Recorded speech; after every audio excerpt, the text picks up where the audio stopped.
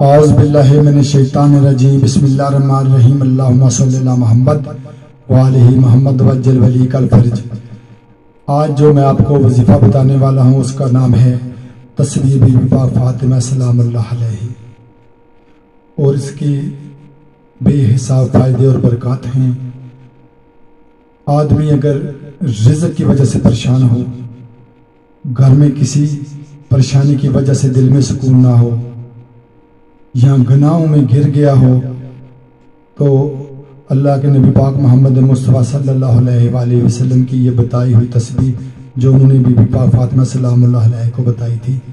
اس تسبیح پاک کا ذکر کرے، انشاءاللہ ہر مصیبت سے نجات ملے گی اور ہر رکی ہوئی دعا آپ کی قبول ہوگی۔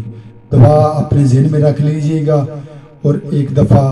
تسبیح کا ذکر کریں، اول و آخر درود پاک تلاوت کریں اور پھر اللہ کی بارگاہ میں دعا مانگیں۔ انشاءاللہ اس تسبیح کی برکت سے، اس تسبیح کی صدقے میں اللہ تعالیٰ آپ کی ہر رکی ہوئی دعا قبول فرمائیں گے۔ میری دعا ہے کہ اللہ ہر مومن کی ہر مشکل دور کرے اور اس کی ہر نیک دعا اپنی بارگاہ میں قبول فرمائے۔ تو وہ تسبیح پاک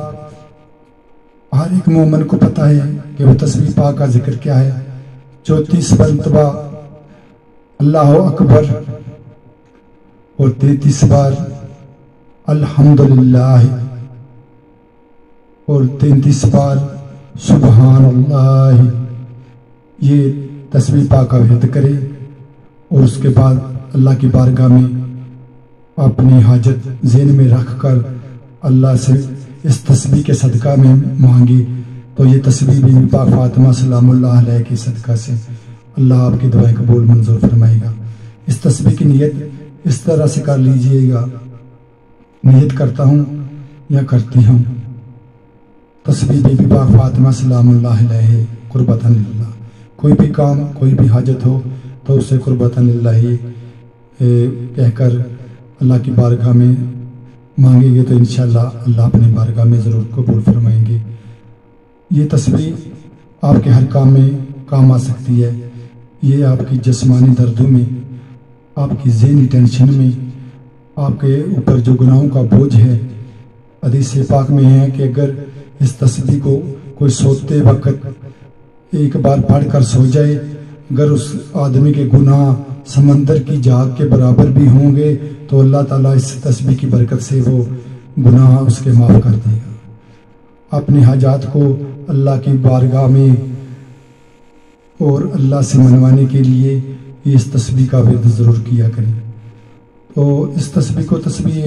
بی بی پاک فاطمہ سلام اللہ علیہ کیوں کہتے ہیں؟ ایک دن کا ذکر ہے کہ آپ گھر میں کام کر رہی تھی، آپ بی بی پاک فاطمہ سلام اللہ ہے گھر کے کام کاج کی وجہ سے تھک جاتی تھی، ہاتھوں میں زخم ہو جاتے تھے، چھالے ہو جاتے تھے۔ مولا علی شہنشاہ بادشاہ شیر خدا کی نظر جناب سیدہ فاطمہ سلام اللہ علیہ کے ہاتھوں پر پڑی، تو جب آپ نے بی بی پاک سیدہ فاطمہ سلام اللہ علیہ کے ہاتھ کو دیکھا تو زخمی تھے، تو مولا علی بادشاہ شیر خدا کہتے ہیں کہ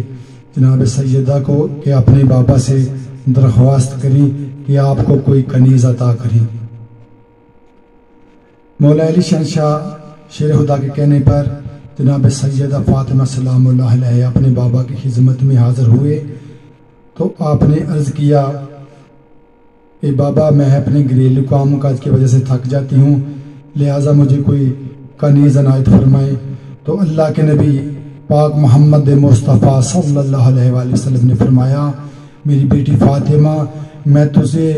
ایک بہتر ذکر نہ عطا کروں جس کی وجہ سے تمہاری دنیا اور آخرت کی مشکلیں ختم ہو جائیں گی۔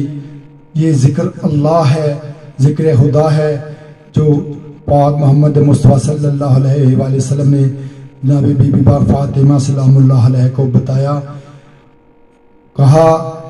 کہ بیٹا 34 بار اللہ اکبر کا ذکر کیا کرو، 33 بار الحمدللہ ذکر کیا کرو اور 33 بار سبحان اللہ کا ذکر کیا کرو، تو انشاءاللہ ان ناموں کی برکت سے اللہ آپ کی ہر مشکل آسان فرمائیں گے۔ تو راوی کہتا ہے کہ اس کے بعد کبھی بھی پاک بی بی سیدہ فاطمہ سلام اللہ علیہ نے اپنے بابا سے اپنی جسمانی تھکاوٹ اور گھریلو کام کاج کی تھکاوٹ کی وجہ سے کبھی شکایت نہیں کی۔ آپ بھی اپنے